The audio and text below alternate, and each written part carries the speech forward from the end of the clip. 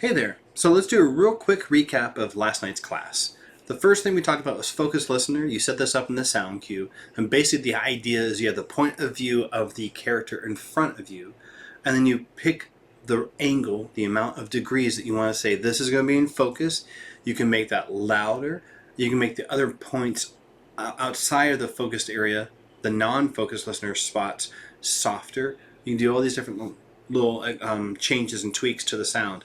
And then you can also change the amount of speed it interpolates between the focused and non-focused sound. So that's the first thing we talked about.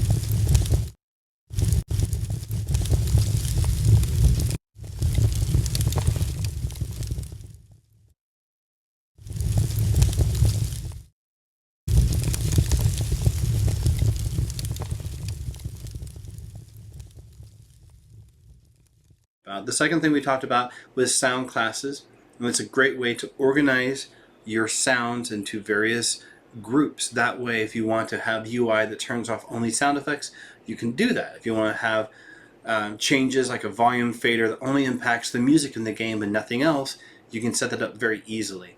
And the other thing, the other benefit to sound classes is you can go through and say, hey, when sound class X has sound being passed through it and Unreal detects that, I want you to duck sound class Y or whatever. And we showed you that, and here's a little snippet of that rolling.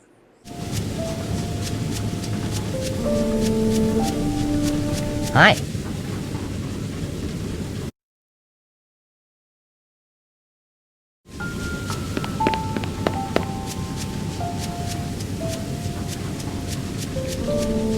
What's up?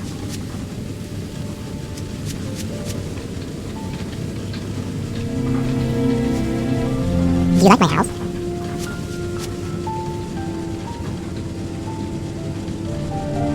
Please spot me a 10.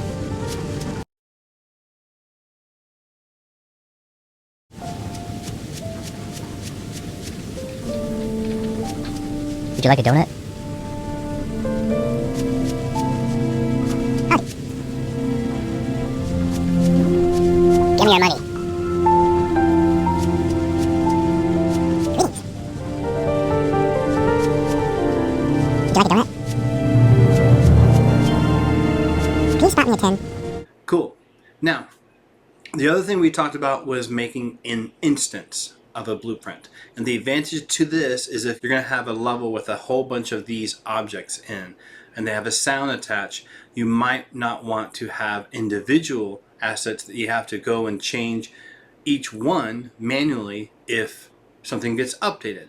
Instead, you could update the blueprint and it will take care of all those for you. Now, there's a little bit of a chicken and the egg component to this, because these two alters right here, remember, if I just click on one, if I click on this guy, hold down Option or Alt, I can make a new one. Now, these are not related to each other, meaning if I make changes to this one, it's not going to impact that one. But if I make a blueprint of this, for example, I have this one selected, Alter 5. All these are stack mesh actors. They are not blueprints yet. I can add a blueprint, just say select, and it's going to bring up the viewport. Now this is where you can see your object. And every blueprint will have this. Sometimes it's just blue dots like a music one. You have your event graph here, and you have all your stuff here. Now if I were to add components via this button, add an audio component, and make it have, I don't know, fire. Or maybe torch. See what I have here to work with. There we go. I pop that there. Now it's right down at the very bottom. And if I compile this, and I go back to this, it's also at the bottom. These two things match up. So if I bring this up way too high, compile it again, go back to this, it's high above. Do you see how these are related? So wherever I put this, I have to make it work, make it be in the right spot, compile it, and now if I drag off of this and make a new one, Option or Alt, and now it has that there. And this applies to everything, anything that's on the component panel, VFX, audio, whatever, or anything you have going on in the event graph. Maybe it's like floating up and down, moving a little bit in the actual world. Maybe it's rotating. All of those behaviors will be now duplicate it every time you make a new instance of this. And you notice it's blueprint 2, blueprint 3, and both of these are blueprints. The rest of these are stacked mesh actors. So that's a very important thing to learn about.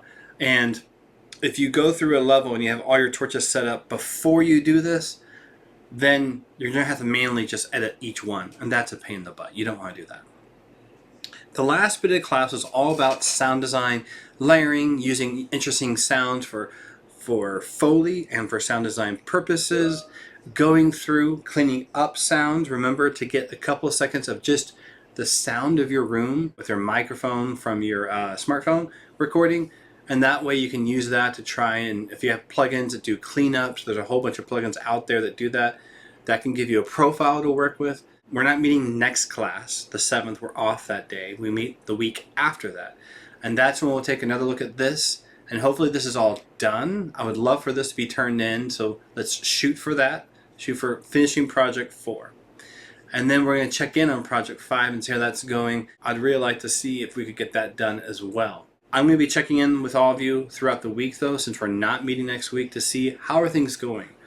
Do you need more time? Is it something where we can all just keep moving forward? Because we have additional projects down the pipe that are a bit more intense, and I'd like to have as much of the semester for those as possible. But I don't want to shortchange this.